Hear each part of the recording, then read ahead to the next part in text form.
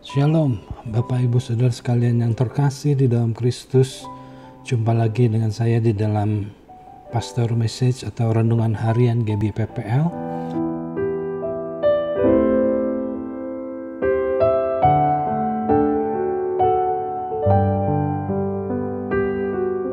Dan hari ini saya mau sharing kepada Bapak Ibu Saudara dengan judul renungan tetap berbuah di masa susah.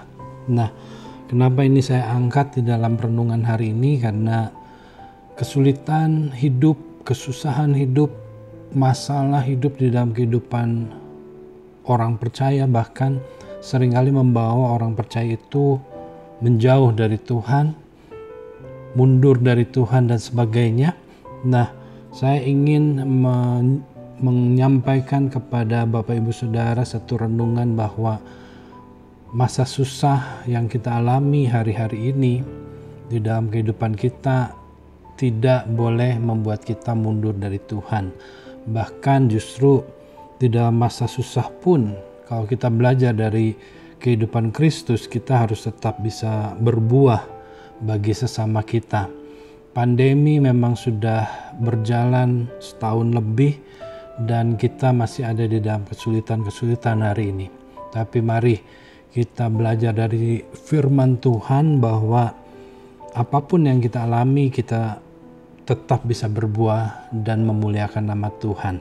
Nah, saudaraku, di dalam Injil Yohanes 15 ayat 5 mengatakan sebuah syarat bahwa orang-orang percaya itu bisa tetap berbuah. Firman Tuhan itu mengatakan, "Akulah pokok anggur dan kamulah ranting-rantingnya. Barang siapa tinggal di dalam aku, yaitu di dalam Kristus, dan aku di dalam dia, ia berbuah banyak, sebab di luar aku, kamu tidak dapat berbuat apa-apa." Nah, firman Tuhan ini mengatakan bahwa satu fakta, satu syarat yang mutlak bahwa kalau kita mau tetap berbuah, kita harus tinggal di dalam Kristus, dan Kristus di dalam kita. Firman Tuhan ini tidak bergantung kepada situasi tertentu.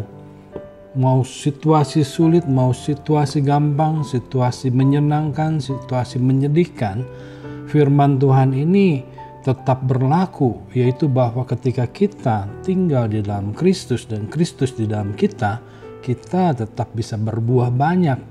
Karena apa? Karena di luar Tuhan, dikatakan oleh firman tadi bahwa kita tidak bisa berbuat apa-apa, kita tidak bisa berbuah, kita tidak bisa menghasilkan sesuatu yang berguna bagi hidup kita maupun bagi sesama kita yang pada akhirnya mempermuliakan nama Tuhan.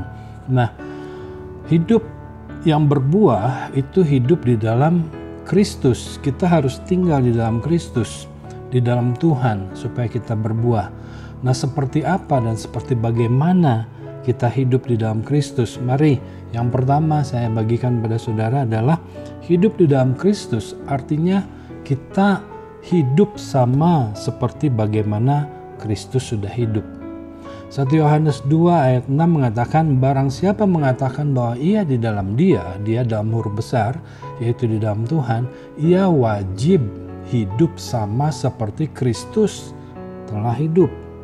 Nah, jadi firman Tuhan 1 Yohanes 2 ayat 6 ini menyatakan dengan jelas bahwa kalau kita mengatakan hidup kita di dalam Kristus, kita harus hidup sama seperti bagaimana Kristus telah hidup. Salah satu ciri yang menonjol di dalam kehidupan Kristus waktu dia hidup adalah bagaimana dia hidup, dia mudah sekali tergerak hatinya oleh belas kasihan. Ini saja yang kita pelajari hari ini. Nah, ada banyak alasan di mana kita bisa menaruh kasih, kita bisa mengasihi sesama walaupun masa sulit. Nah, kita harus cari alasan bagaimana kita bisa mengasihi sesama. Ada banyak alasan, saudaraku, di dalam kehidupan yang sulit ini. Kita keluar, tetangga kita banyak yang susah, kita keluar, sesama kita banyak yang susah. Nah, kita harus membangun diri kita untuk berbelas kasih kepada sesama. Mungkin terhadap sesama seiman dahulu, karena di dalam kehidupan kita, sesama kita pun banyak yang mengalami kesulitan. Nah, mari kita teliti kehidupan kita, bagaimana keadaan kita. Kan kita bukan saya bermaksud untuk mengajarkan saya memperbandingkan hidup kita dengan orang lain, tapi mari kita renungkan apakah hidup yang kita alami ini kita diberikan kesempatan yang lebih baik dari orang lain. Ketika kita menyadari, mendapati diri kita lebih baik, kita harus berbagi kepada sesama kita. Kita harus mengasihi mereka, kita harus lakukan semuanya itu dengan dasar kasih. Mungkin saudara bertanya, Pak, saya tidak punya sesuatu yang lebih untuk saya bagikan. Nah, selama kita diberikan nafas hidup, Bapak Ibu Saudara, kita diberikan waktu. Dengan waktu yang kita miliki, kita bisa memperhatikan mereka, mendorong mereka, say hello, bagaimana kabarnya, dan sebagainya, semangat, berikan semangat mereka, berdoa bagi mereka. Kantor saya mengalami, maksud saya ada staf di kantor saya, dia kena COVID, ada 2 orang kena COVID, saya tidak bisa memberikan sesuatu bagi mereka, tetapi dalam keadaan tertentu saya bisa berdoa bagi mereka. Saya sapa mereka melalui WA setiap hari, bagaimana kabarnya, dan kita dorong mereka. Dan kalau memungkinkan saya mengajak dia untuk berdoa bersama-sama. Itu yang bisa kita berikan. Jadi yang pertama, mari hidup sama seperti Kristus telah hidup. Bagaimana Kristus hidup?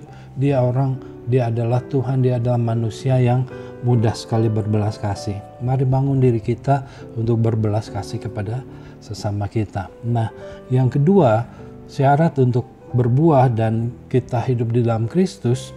Kita hidup di dalam Kristus artinya kita mentaati segala firman Tuhan dan perintah Tuhan. 1 Yohanes 3 ayat 24a mengatakan begini, barang siapa menuruti segala perintahnya, ia di dalam Allah dan Allah di dalam dia. Kristus di dalam kehidupannya selalu mengutamakan kehendak Bapa, selalu mengutamakan keinginan Bapa, dan dia taat di dalam menjalankan kehendak Bapa. Bahkan dia taat sampai mati. Mati pun di kayu salib. Sebelum mati pun dia menderita sengsara yang demikian berat.